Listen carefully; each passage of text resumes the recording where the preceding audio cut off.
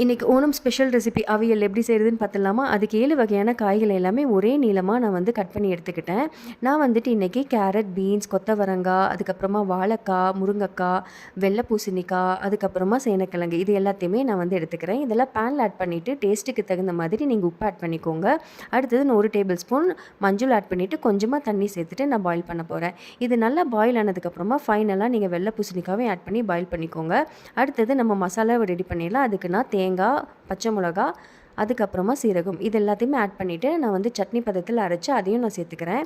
இதையும் வேக விட்டுருங்க ஒரு 5 to 10 மினிட்ஸ். அடுத்தது நான் ஃபைனலாக வந்துட்டு தயிரையும் ஆட் பண்ணிக்கிறேன். அடுத்தது நம்ம தாளிச்சிக்கலாம். தாளிக்கிறதுக்கு நான் ஃபுல் அண்ட் ஃபுல் பார்த்தீங்கன்னா தேங்காய் எண்ணெய் மட்டும்தான் நான் ஆட் பண்ண போகிறேன். வேறு எந்த ஆயிலையும் ஆட் பண்ணிடாதீங்க. தேங்காய் எண்ணெய் தான் உங்களுக்கு ஃப்ளேவரே. அது கூடவே நான் வந்து கருவேப்பிலை மட்டும் ஆட் பண்ணிவிட்டு அதை நல்லா ஃப்ரை பண்ணி அதையும் நீங்கள் வந்துட்டு அவியல் ஆட் பண்ணிங்கன்னா ரொம்ப டேஸ்டியான ரொம்ப சிம்பிளான ஓணம் ஸ்பெஷல் அவியல் ரெடி.